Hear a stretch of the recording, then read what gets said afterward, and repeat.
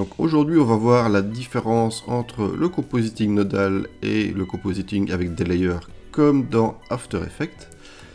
Et je vais vous montrer 3 ou 4 modes de tracking différents. Alors peut-être que certains vous ne saurez pas les faire parce que moi j'ai la version studio. Voilà, mais si vous voulez investir dans la version studio, eh ben vous saurez comment les faire. Donc pour comprendre comment fonctionne After Effects, je vais prendre mon plan ici et le glisser. J'ai un plan de building. Donc on voit qu'il m'a créé un calque, un peu comme dans Photoshop. Une piste avec une ligne du temps. Si je mets mon graffiti... Donc mon building track là, mon plan et mon building est derrière mon graffiti. Et mon graffiti, vu qu'il est sur la piste au-dessus, est devant, en avant-plan. Voilà. Si je le mets derrière, on ne le voit plus. Et je peux remettre des couches comme ça. Voilà. Et tout ce qui sera en haut de la pile sera devant ce qui est en bas de la pile. Et pour mettre des effets, eh ben, je dois sélectionner par exemple mon graffiti, lui mettre une correction colorimétrique par exemple, luminosité contraste. Voilà, cet effet ici ne va appliquer que la luminosité et le contraste de mon graffiti et pas le reste. Donc si je reviens maintenant dans DaVinci Resolve, plutôt dans Fusion, donc ici j'ai mis mon plan sur ma timeline, mais je vais passer ici dans Fusion. Alors, pour mettre mon graffiti au-dessus, ça ne fonctionne pas de la même manière. Ici, on fait tout avec des fonctions. Donc ici, j'ai mon entrée et mon plan avec mon building en entrée, et en sortie, j'ai mon média de sortie, comme si je faisais un export. Et ensuite, je vais lui remettre des fonctions. Par exemple, ici, j'ai un node qu'on appelle le merge. Donc voici mon merge. Donc là, je vais mettre dans le triangle jaune. Donc, jaune, c'est pour dire que c'est en arrière-plan. Si je veux maintenant mon graffiti en avant-plan, je vais lui mettre un outil ES entrée-sortie, charger fichier. Je peux aussi glisser mon image. Mais bon, ça vous voyez où sont les nodes. Ici, je vais aller chercher mon graffiti. Voilà, ici j'ai mon graffiti. Si je le connecte maintenant sur le vert, hop, là, il va se mettre devant. Et si je veux mettre des modificateurs, par exemple un outil de couleur, ici je vais sur étalonnage et je vais pouvoir régler la couleur, comme le contraste, etc. Voilà. Si je veux faire le contraste comme tantôt là, voilà, le gain, et ça ne va affecter que mon graffiti. Si je veux que ça affecte les deux, je vais déconnecter mon RAM. Je vais juste connecter ça. Je vais déconnecter mon node color. Et si je mets après mon merge mon node color, voilà, là on voit qu'il m'a fait ma coloration colorimétrique après. En fait, on sait faire plus de choses avec les nodes, on a beaucoup plus de souplesse. Généralement, quand on a compris vraiment le principe, il faut un peu s'y mettre. C'est un peu moins instinctif au départ que les calques, mais on sait faire beaucoup plus de choses, et en fait, on s'aperçoit que chaque node est un peu comme une variable, et on sait à peu près connecter chaque chose entre elles, quoi. Dans After Effects, c'est vraiment très limité aux effets, à nos calques. Après, on doit faire des précompositions, c'est assez compliqué. Pour avoir des fois des effets assez globaux, par exemple des masques, on sait mettre des masques par rapport à des calques, mais vraiment les mettre à plat de calque, c'est un peu compliqué dans After Effects. En plus, il y a des sous-compositions, etc. Et même si ça a l'air plus compliqué les nodes, quand on a compris, ça peut être beaucoup plus simple et plus souple. D'ailleurs, si vous voulez, parce que là j'ai fait un graphe qui va de gauche à droite, vous pouvez aussi, si vous êtes habitué à Nuke, ou si vous voulez un jour travailler avec Nuke, si je fais un clic droit dans les options, je sais dire qu'on sait faire plutôt un flux vertical et pas horizontal. Donc là, on va pouvoir changer la disposition de mon mode et d'aller plutôt de haut en bas. On sait même aussi changer l'interface. Je sais aussi faire une connexion ortho, voilà. Ça aussi c'est peut-être plus clair pour ranger ces nodes que d'avoir des courbes dans tous les sens. Par exemple mon graffiti, si j'ai envie de jouer avec son échelle, je vais ajouter un outil transformation juste après. Voilà, on voit qu'il ne l'a pas connecté. Si j'appuie sur majuscule, et que je me mets là, clac, il va le connecter. Donc, mon transform par exemple, je sais régler la taille. Voilà. Et je sais grouper aussi ces deux nodes là si j'ai envie pour après m'y retrouver. Je fais groupe, clac, il peut me le grouper. Et je peux renommer ça, par exemple, en graffiti. Voilà. Si je le dégroupe, je n'ai qu'à double-cliquer. Et voilà, et c'est vraiment beaucoup plus facile comme ça après pour ranger ces notes et s'y retrouver. Vous voyez, par exemple, si je vais maintenant ici dans espace de travail, j'ai des espaces aussi pré-réglés. Par exemple, mid-flow, par exemple, left flow vertical aussi. On peut avoir ces nodes ici et ces viewers. Vous avez plusieurs espaces de travail qui peuvent être assez sympas, surtout pour ceux qui viennent de Nuke justement. Bon, maintenant on va attaquer directement le tracking. Alors Fusion, c'est pas un programme très récent, hein. Il date du milieu des années 90-90, selon qu'un Français ou un Belge nous écoute. Je crois qu'il date de 96. À la base, il avait été fait par Eon Software. C'est le concurrent de Nuke. Alors pour ceux qui ne connaissent pas Nuke, c'est le standard dans l'industrie pour faire des effets numériques. Je vais pas rentrer dans le débat, Nuke est meilleur que Fusion, etc. En tout cas, Fusion évolue fortement. Ce qui le limitait par rapport à Nuke, c'est des outils qu'on appelle le deep compositing. Je vais pas aborder ça maintenant, c'est des outils qui utilisent des maps de profondeur et des sortes de point cloud. Enfin voilà, ça commence à être intégré vraiment dans Fusion, ils rattrapent, je ne vais pas dire leur retard, mais leur différence. Moi, quand j'ai commencé à utiliser Nuke il y a 15 ans, il n'y avait pas ça. Maintenant, je ne l'ai plus utilisé pour des années, je suis en train de m'y remettre. D'ailleurs, j'ai installé ici la version de Nuke non commerciale. Non, je n'essaye pas de pirater Nuke, surtout que je connais des étudiants qui ont essayé, ils ont reçu des belles lettres d'avocat. Ils rigolent pas. Chez The Foundry c'est l'éditeur. N'essayez pas de pirater Nuke. Mettez la version non commerciale, c'est limité à de l'HD avec des gros logos au milieu, mais voilà. Et si vous voulez vous y mettre, il y a Nuke Indie pour les freelance, mais moi je vois pas trop l'intérêt de payer 500 € par an pour avoir un truc moins bon que Fusion à ce moment-là, parce qu'on ne sait pas installer des plugins externes, c'est pas compatible avec la version studio de Nuke, et je crois qu'on est limité à du 4K. Alors si j'ai un client qui m'envoie du plus gros, j'en ai jamais reçu, mais ça pourrait arriver. Voilà, je suis obligé de passer la version qui coûte 5 ou 8 000 € par an, je ne sais plus, il faut vérifier les tarifs. Voilà. Enfin, je vais pas rentrer dans des débats là-dessus. Mais en tout cas, pour apprendre le compositing nodal, Fusion c'est très bien. Si vous voulez vous mettre à Nuke, la seule différence c'est bon, je sais faire ça dans Fusion. Ou est-ce qu'on fait ça dans Nuke, où il est le bouton? Ce sera la grosse différence. Donc, premier cas de figure, je vais essayer de traquer le beau bonnet rouge de notre petite madame, là, on dirait le commandant Cousteau. Et il se fait qu'elle a un super truc à traquer, c'est son étiquette. C'est un point qui ne bougera pas. Par exemple, il ne faut jamais traquer des feuilles. Des feuilles, bah, ça bouge avec le vent, c'est vraiment... Voilà. Quand on traque un objet, on prend un point qui est fixe dans l'image. Donc, je repasse sur Fusion.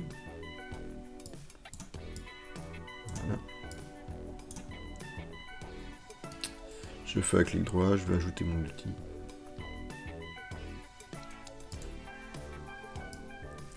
Donc ici on peut voir les paramètres de mon tracker. Donc de base j'ai l'IntelliTrack, donc si je mets mon IntelliTrack ici, ups, et que je fais analyser avant et après, il va m'analyser les images avant et après. Et si je suis sur début de composition, je vais me mettre un peu plus loin, ups, voilà. Donc si je me mets ici, il va traquer donc mes images avant et après, et s'il perd le tracker, il va analyser toute l'image pour le retrouver. Alors moi je vais enlever ça parce que je ne sais pas si vous l'avez de base. Donc on va le mettre, il ne veut pas le mettre à la poubelle parce qu'il n'y a que lui. Je vais mettre un point, voilà, si vous voyez le point. Là il va bien vouloir m'enlever l'autre, oui. Donc c'est pareil. je le mets là, ça c'est mon tracker, et ça c'est ma zone d'analyse dans laquelle il va chercher mon tracker s'il le perd. Je vais faire avant et après. Voilà. Je peux changer la taille de ma zone d'analyse et de mon tracker, mais normalement ici, il devrait bien aller comme ça. A few moments later. Et voilà, et on voit, ça c'est tout le déplacement de mon tracker. Alors je vais mettre un texte, donc ici vous voyez que j'ai un petit node texte, tac, je clique, et il me fait ça, ce qui ne m'intéresse pas.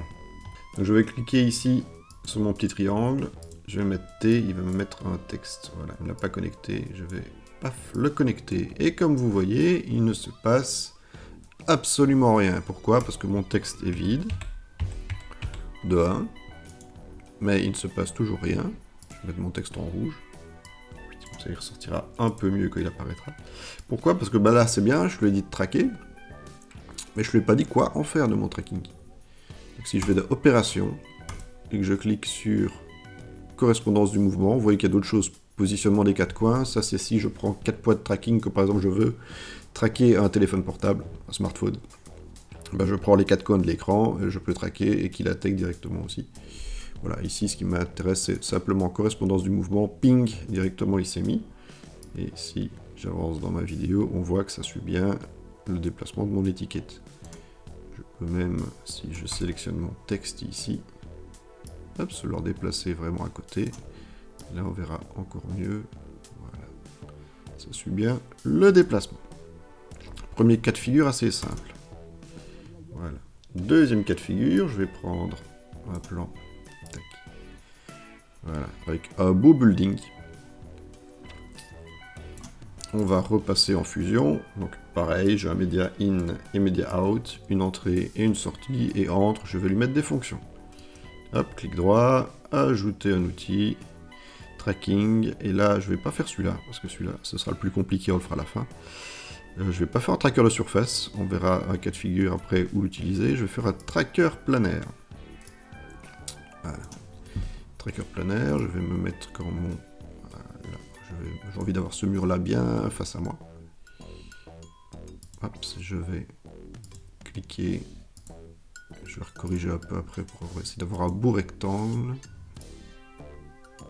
Voilà, d'essayer de suivre, comme ça j'ai une référence ici pour une perspective quand même avec mes lignes ici de mon immeuble. Voilà, ça a l'air plus ou moins bon.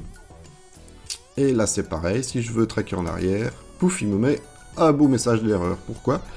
Parce qu'il veut une image de référence, pour moi l'image entre guillemets parfaite à partir de laquelle il va calculer. Ça tombe bien, je me suis mis justement à une image où j'ai mon immeuble plus ou moins face à moi. Je dois dire ici 7, voilà, ça c'est mon image de référence. Et maintenant, si je reclique vers l'arrière, il va bien vouloir.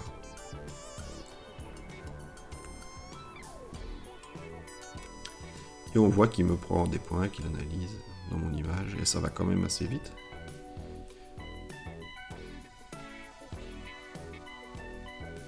Voilà, je vais pas aller jusque tout au bout, parce que sinon, vous allez voir que j'aurais peur d'avoir des erreurs. Voilà, jusqu'ici c'est très bien, de toute façon après je n'ai plus besoin. Alors ici on voit qu'il m'a fait des images clés, il m'a calculé donc c'est tous mes images, tous mes points de tracking. Toutes mes images clés, je veux dire. Je vais mettre la dernière qu'il avait fait, là, mon image de référence. Je vais aller dans l'autre sens.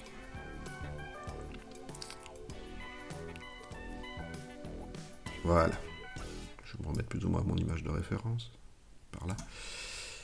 Et alors ici, je vais lui mettre une image intégrée. Donc, je vais faire un clic droit, ajouter un outil.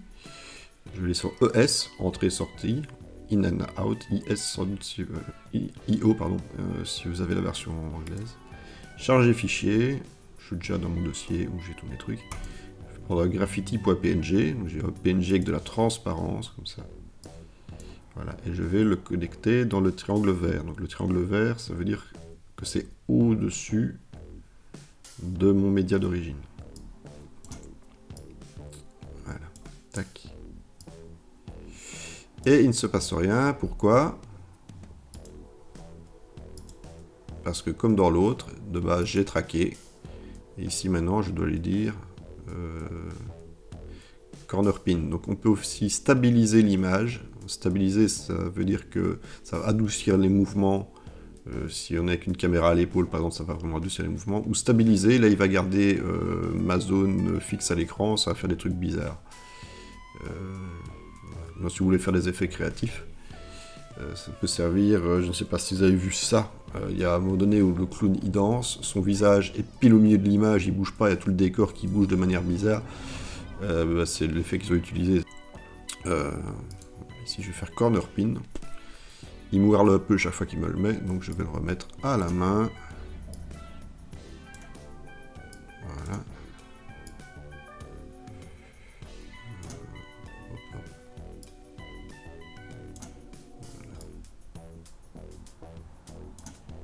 Essayer de suivre plus ou moins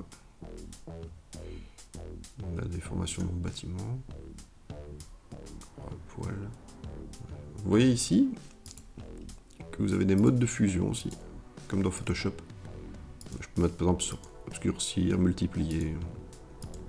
Voilà, ça vaut d'un peu tester, d'essayer, éclaircir. Je crois qu'ici ce qui se prête bien c'est multiplier, et ici si je gère ma transparence. Alors j'ai des sauvegardes qui se font régulièrement, qui sont assez lentes parce que c'est sur mon serveur. Voilà. Ici, j'enlève un peu de la transparence. Ça donne l'impression que le graffiti est un peu passé. Oui, quelque chose d'intéressant au niveau des viewers ici. Donc, si je veux voir mon image ici à droite, je clique. Vous voyez qu'il y a un point blanc et un point rouge. Si je clique sur un point blanc et un point noir, si je clique sur le point noir à côté, ça va se mettre aussi ici. Je clique sur le point blanc à droite, il va se couper. C'est les interrupteurs, quoi. Ça dit mon image, elle va dans le viewer à gauche ou à droite. Vous pouvez aussi prendre votre image, la glisser, relâcher, hops, et vous pouvez la voir comme ça. Un truc aussi qui est super, c'est ici, vous voyez le A, il y a le A ou le B, et le volet séparé. Donc, il me fait ça. Vous dites à quoi ça sert? Bah, si par exemple ici je mets mon media in, j'ai un avant et après. Je peux me faire des rotations ici. C'est super pour faire des compositing très précis et voir des avant-après sur des passes, quoi.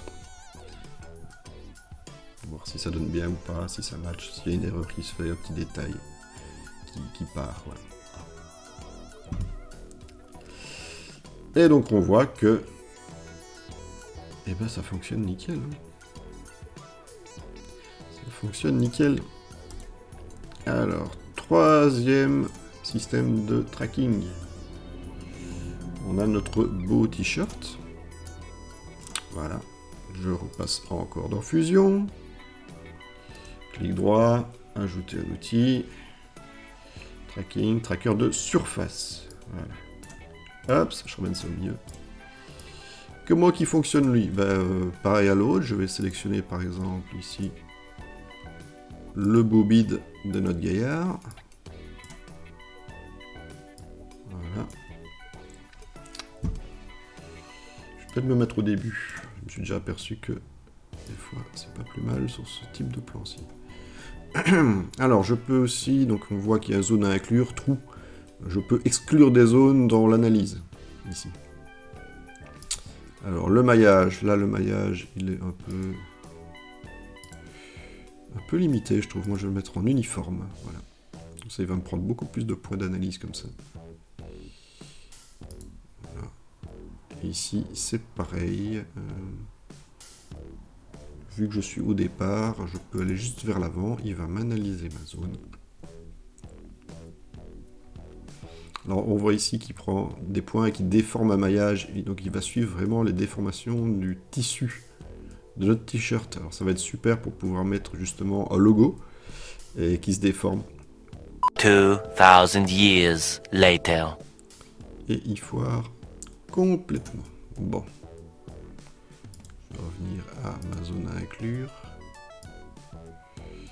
Et je vais essayer qu'il aille vraiment un peu plus alors de choses à analyser. On va essayer ça. Maillage, piste. Oups, voilà. One eternity later. Et voilà, et là par contre avec l'analyse détaillée, il m'a fait quelque chose de quand même bien mieux. Alors pareil, je vais ajouter un outil ES, charger le fichier. Et ici je vais prendre le logo de la haute école. Et je vais l'intégrer. Et voilà, et pareil, on voit que ça suit la déformation. Voilà, par contre le logo est trop grand.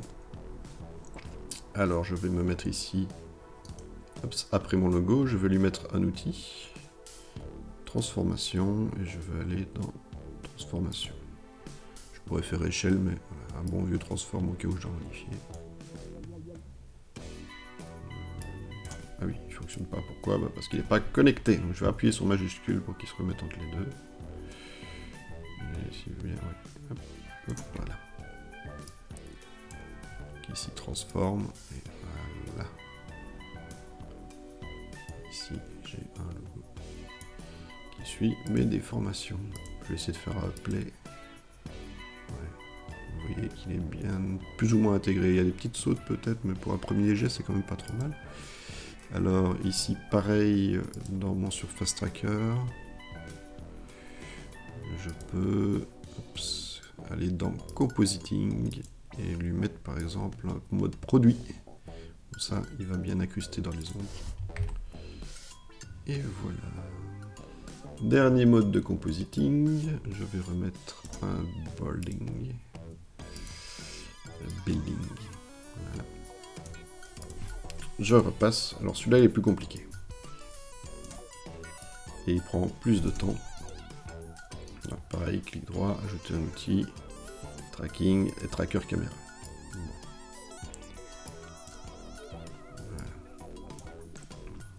Voilà. Alors je peux ici cliquer sur prévisualiser la zone de track. Pourquoi il ne me la met pas? Clac. Et voilà. Donc on voit, hop, qui me crée des points automatiques. Il prend souvent des points assez contrastés, assez visibles. Alors je peux avoir minimum phasers. Si je vais vers la gauche, il m'en rajoute. Plus j'en mets, plus il va prendre du temps à traquer. Voilà. Normalement avec une scène simple, comme ici, je vais laisser comme ça. Vous voyez ici que j'ai le mouvement aussi idéal pour faire ce genre de choses. C'est, on suit un immeuble de manière elliptique et on file entre guillemets, vers l'intérieur, pas vers l'extérieur, si vous voyez ce que je veux dire. C'est comme si on tournait autour de l'immeuble. Ça, c'est le cas idéal pour faire du tracking 3D. Parce que le tracking 3D, ça se base sur un truc qu'on appelle la géométrie épipolaire. Je vous renvoie vers Wikipédia pour ça. C'est un peu comme si chaque point, c'était une baguette de Mikado qui était lancée. Et quand il croise une autre baguette, ben, il détecte qu'un point est là, à cette distance-là, par rapport à la caméra, donc que la caméra bouge comme ça, etc. Bon, je vous résume ça de manière vraiment très grossière.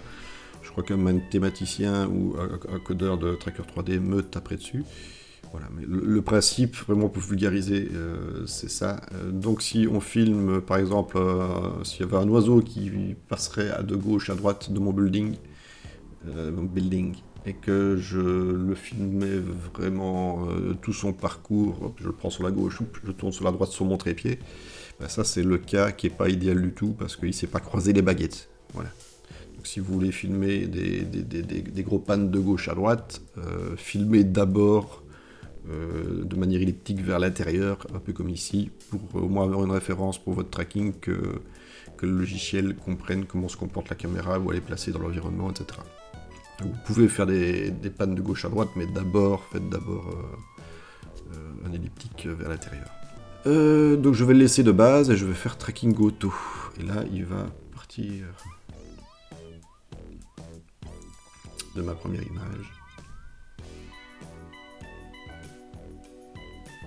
Il va me prendre plein de points. Vous voyez qu'il prend plein de points, qu'il garde. Des fois, il en perd. Voilà. Vous voyez que ça clignote de temps en temps, c'est quand il y a un point qui saute ou qui part. Mais il va se baser sur une moyenne de points qui s'est gardée, etc. Voilà. Alors, donc de base, j'ai une caméra de 25 mm, etc.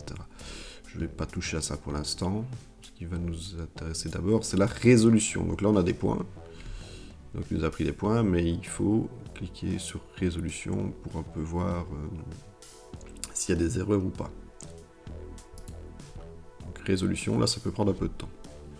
Selon que vous avez beaucoup ou peu de points, ça peut prendre 3 à 5 minutes, un quart d'heure, une demi-heure. Ici, il a été très vite. Voilà. Et ici, je vois que j'ai 0,896, donc j'ai une marge d'erreur en dessous de 1, ce qui est déjà pas mal.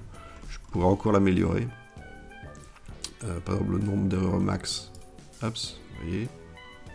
Je peux décider d'avoir peu d'erreurs.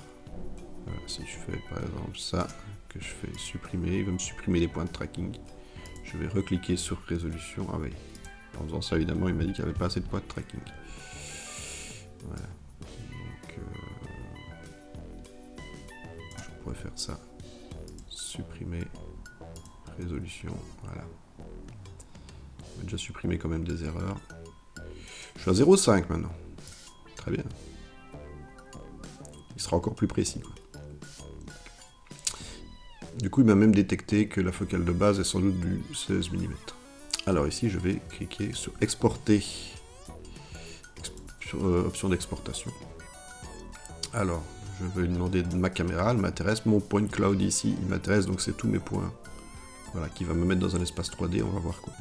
L'objet de sol, ça je m'en fous un peu. Le rendu, c'est... Mon plan image, c'est comme si au bout de ma caméra, il mettait un projecteur vidéo. Voilà. Le rendu, c'est pour la sortie. Vous allez voir pourquoi. Je peux avoir mon point cloud qui est animé et pas ma caméra, ou l'inverse. Moi, ce qui m'intéresse, c'est l'animation de caméra. Je vais laisser comme ça.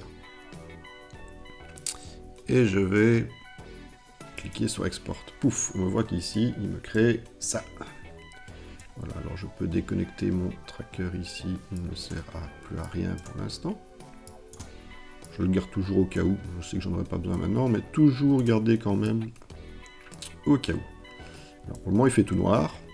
Ça va être tout noir! La gueule! Donc je vais prendre mon tracker caméra. Render, et je vais le remettre ici. Pouf, ça réapparaît, il n'y a rien qui change pour l'instant. Alors, vous me dites, c'est quoi tout ça qui m'a créé? Je vais vous expliquer. Donc, il m'a créé ma caméra 3D. Mon point cloud, donc mes points de tracking. Le merge 3D, donc un merge, c'est un environnement 3D. Voilà. Donc, ils sont connectés. Pour voir des choses en 3D, il faut les connecter dans un environnement 3D, sinon il ne comprend pas qu'il est en 3D. Et qu'on sort de l'environnement 3D pour le revisualiser en 2D, il faut lui dire, fais-moi un render 3D. Donc en gros, il convertit la 3D vers la 2D. Et puis on connecte ça à notre note de sortie. Donc si je prends mon merge click, oh, et que je l'envoie ici, j'ai un bel environnement 3D.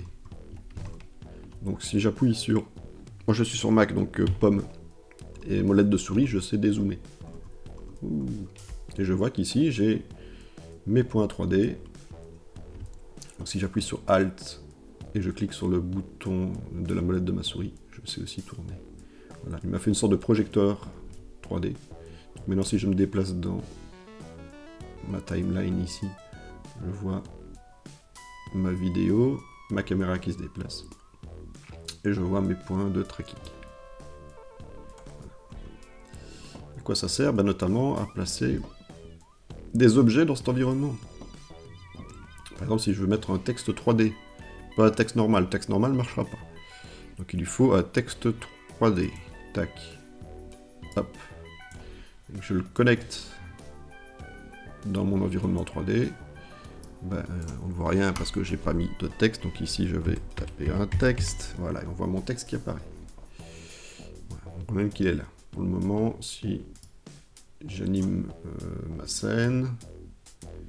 mon texte il glisse parce qu'en fait il est loin derrière l'horizon. Donc si par exemple si je mettais un masque sur mon building, ça poserait pas de souci parce qu'on aurait l'impression que mon texte est derrière mon building. Mais ici si j'ai envie qu'il soit plaqué ici, ça ne m'arrange pas par exemple. Donc je vais essayer d'utiliser mon nuage de points pour placer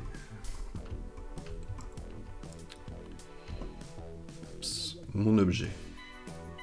Ça a l'air d'être fort proche de la caméra, donc déjà je devrais le réduire fortement en taille. Voilà, si je vais dans transformation, échelle, oui, ça va être 0.1 maximum. Encore, ouais. Voilà, j'ai mon texte qui est un peu perdu dans mes nuages. Je vais essayer de le ramener. Je suis un peu à la louche.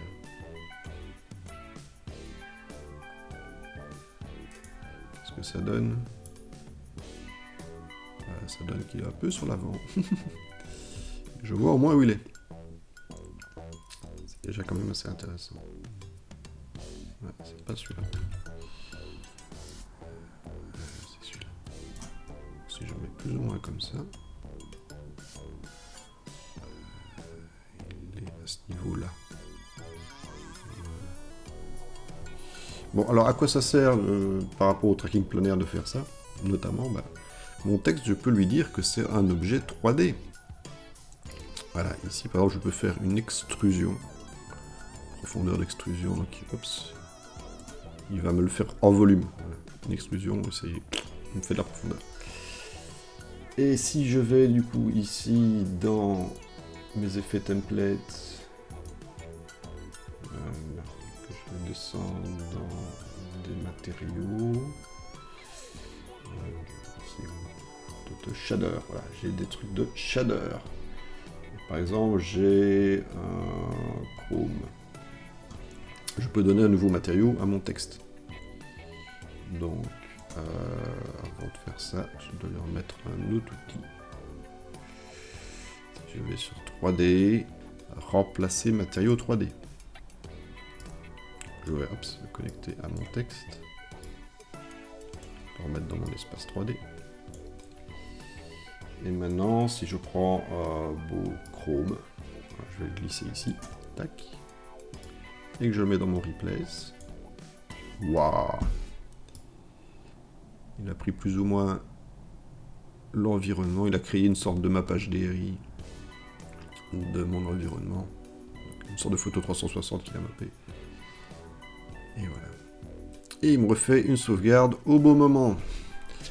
Le moment de se quitter pour aujourd'hui. Voilà, on aura vu les 4 modes de tracking dans Fusion. C'est tout pour aujourd'hui. On se retrouvera bientôt dans une prochaine vidéo pour d'autres tutoriels sur DaVinci et Fusion.